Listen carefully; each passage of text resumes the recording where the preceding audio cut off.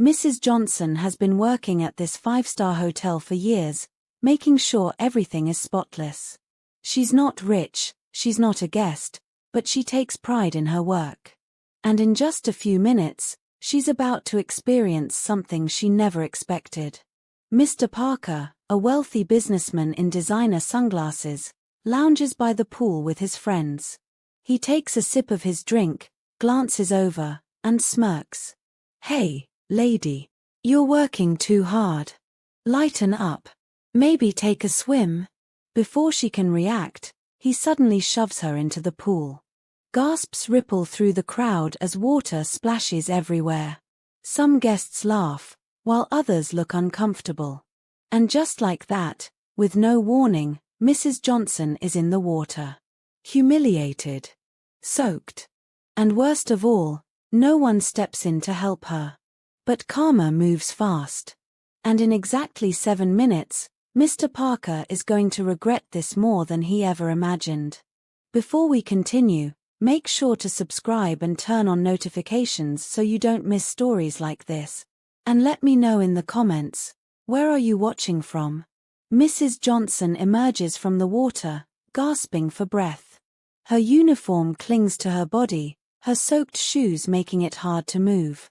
She blinks away the water in her eyes and grips the pool's edge, pulling herself up with quiet dignity. The laughter still echoes around her, but she doesn't react. She doesn't look at Parker. She doesn't give him the satisfaction. A young couple rushes over with towels, offering to help her, but she waves them off gently. Her hands shake as she wrings out the hem of her uniform. People are still staring, whispering, but no one dares to confront Parker. He stands there, arms crossed, grinning like he just pulled off the joke of the century. His friends chuckle nervously, not sure whether to laugh or stay silent. Mrs. Johnson straightens her back and picks up her mop, the same one she had been using just minutes ago.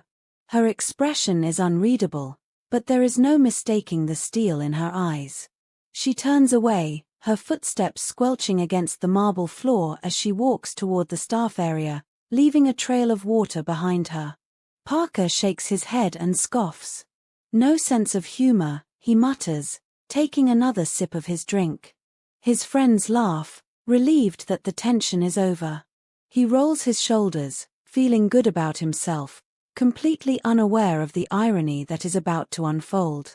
As he turns to walk back toward his lounge chair, his foot steps onto the very spot Mrs. Johnson had been mopping earlier. A thin layer of water has mixed with the cleaning solution, making the floor slick. Before he can react, his foot slips out from under him. There's no time to catch himself. His expensive drink flies out of his hand, his sunglasses drop, and in a split second, he crashes onto the hard marble floor with a sickening thud. The sound is loud enough to silence the entire pool area. For a moment, everything is still. Then the pain hits. A sharp, searing pain shoots through his back and wrist. He groans, trying to move, but his limbs don't cooperate. His phone, which had been in his other hand, slides across the wet floor and stops just at the edge of the pool.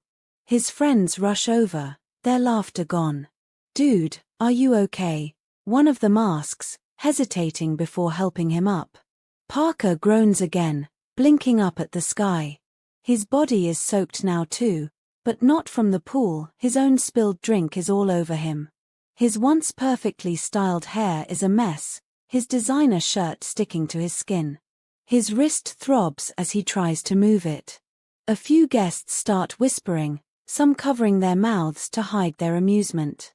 Mrs. Johnson, standing just a few feet away, watches the scene unfold. Her face remains neutral, but something flickers in her eyes. She says nothing. She simply turns, grabs her mop, and continues working, as if nothing had happened at all. The hotel manager finally arrives, his sharp gaze moving from the embarrassed, soaked Parker to the unshaken janitor. He already knows what happened. Parker, struggling to sit up, points at Mrs. Johnson. He pauses, realizing he has nothing to say. What is he going to do? Complain that the janitor's freshly cleaned floor was too clean? The manager exhales, crossing his arms. Mr. Parker, I think you've overstayed your welcome. Parker's mouth opens, then closes. His friends step back, not wanting to be dragged into whatever is about to happen. The humiliation is worse than the pain. He pushes himself up, wincing as he cradles his wrist, and glares at Mrs. Johnson. But she's already walking away, mop in hand, her dignity fully intact. The crowd slowly returns to their conversations, some still stealing glances at Parker as he stumbles toward the hotel entrance, his pride and ego shattered beyond repair. Parker limps toward the hotel lobby, his soaked clothes clinging to his skin. His wrist throbs, his back aches, and every step feels like another reminder of his humiliation. His friends follow behind but keep their distance, unsure if they should help or pretend they don't know him. A few guests in the lobby glance up as he enters, their curious stares making his skin burn with embarrassment. The receptionist, a young woman in a crisp uniform, watches him approach. She's already heard about what happened. News travels fast in places like this.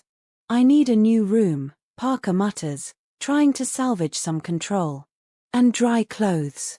Now. The receptionist doesn't move.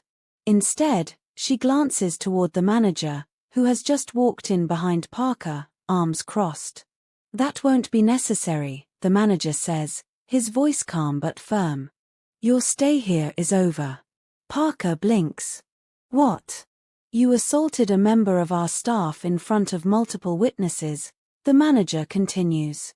And now, because of your actions, you've injured yourself on a floor that wouldn't have been wet if you hadn't caused a scene. Parker clenches his jaw. It was just a joke. You're really kicking me out over some janitor. Her name is Mrs. Johnson, the manager corrects. And yes, we are. He gestures toward the security guard who has been standing nearby. We've already arranged for your bags to be brought down. A car is waiting to take you to another hotel. Parker looks around, searching for some kind of support. His friends avoid eye contact. The receptionist remains expressionless. Other guests in the lobby pretend not to listen, but he can feel their judgment. His pride won't let him argue. Not when everyone is watching. He exhales sharply, adjusting his wet, wrinkled shirt, and forces himself to act like he doesn't care. Fine, he spits. This place was overrated anyway. The manager doesn't react. The security guard steps forward, and Parker turns on his heel, heading toward the exit. His shoes squeak against the polished floor, each sound reminding him of the mess he made of himself, of the situation, of his own reputation. As he steps outside, the heat of the afternoon sun beats down on him. A sleek black car is parked by the entrance, the driver waiting with a neutral expression. Parker hesitates for a moment, then climbs in, slamming the door behind him. Inside the hotel, Mrs. Johnson continues her work. She doesn't gloat. She doesn't celebrate. She simply does what she has always done, her job. But as she passes by the lobby, she notices something. A couple of guests smile at her, a silent nod of respect. The receptionist, the security guard, even the manager, all of them seem to stand a little taller in her presence. She isn't just a janitor. She never was. She is the woman who reminded everyone that dignity cannot be taken, no matter how much money someone has. And for the first time in a long time, she allows herself the smallest, most satisfied smile before moving on with her day. The sun begins to set over the hotel, casting golden light across the poolside where everything started. The laughter and conversation of guests continue as if nothing ever happened, but the air feels different. Staff members exchange knowing glances, whispering about the incident. A few guests still murmur about Parker's humiliating departure, some amused, others quietly pleased that justice was served. Mrs. Johnson moves through the hallways, her uniform dry now, her shoes no longer squeaking with water. She carries herself the same way she always has, calm, steady, focused. But something feels different. As she reaches the storage room, she finds a fresh uniform folded neatly on the counter. A small envelope rests on top with her name written in careful script. She hesitates for a moment before opening it. Inside is a handwritten note from the hotel manager. Mrs. Johnson, your professionalism and grace did not go unnoticed today. Thank you for being the person we all should strive to be. A small token of appreciation has been added to your paycheck. You deserve more than an apology, you deserve respect. She exhales, pressing the note between her fingers for a moment before tucking it away in her pocket. Not because of the extra pay, though it's welcome, but because, for once, someone acknowledged what she already knew. She steps back into the hallway and nearly bumps into a young housekeeper carrying a stack of towels. The girl stammers an apology, looking nervous, but Mrs. Johnson shakes her head with a small smile. Take your time, she says gently. No rush. The girl looks relieved, smiling back before hurrying away.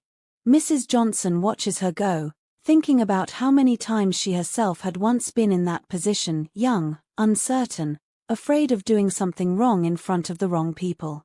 She turns toward the lobby, deciding to take a short break before finishing her shift. As she walks past the front desk, the receptionist looks up and gives her a respectful nod. A few guests notice her passing and offer polite smiles, a silent acknowledgement that something has shifted. She doesn't need an audience. She doesn't need grand gestures. She just needs to keep walking, head high, knowing that today, dignity won. Mrs. Johnson finishes her shift as the evening settles over the hotel. The once busy pool area is quieter now, the wealthy guests sipping their final drinks of the day, their laughter softer, their conversations fading into the background. The hotel lights glow warmly against the night sky, reflecting off the polished floors she spent hours cleaning. She steps into the staff locker room, unbuttoning her uniform with slow, practiced movements. It's been a long day, but not an unfamiliar one. The difference is the weight that seems lighter on her shoulders, not because the work has changed, but because, for once, the people around her saw her. Not as just another worker in a uniform, but as a person who mattered. She folds her uniform neatly into her locker, swapping it for a simple dress and comfortable shoes. Before leaving, she pulls out the note from the manager, reading it once more. Not because she needs validation, but because it feels good to be recognized, even in the smallest way. She tucks it back into her pocket and heads out. As she walks toward the hotel entrance, a voice calls out from behind. Mrs. Johnson. She turns to see the hotel manager approaching, his expression softer than usual. He stops a few feet away, hands in his pockets. I wanted to thank you again, he says. For today. For how you handled everything. She nods, offering a polite smile. Just doing my job. He exhales, shaking his head slightly. No. You did more than that. A brief pause, then he continues. We've been talking about some changes. About recognizing the people who keep this place running. I want you to be part of that conversation. She tilts her head slightly, surprised but not showing it. What do you mean? A leadership role, he explains. Something that makes sure people like Parker don't get away with what he did. Something that makes sure employees feel protected. She studies him for a moment, searching for any trace of insincerity, but finds none. It's not pity.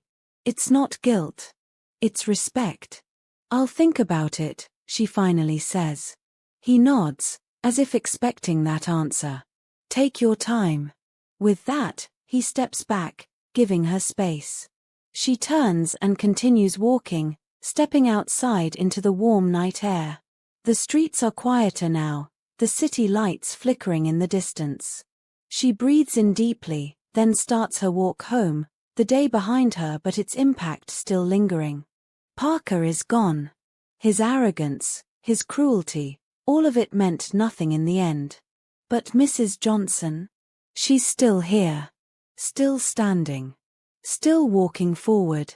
And for the first time in a long time, it feels like the world is finally walking with her.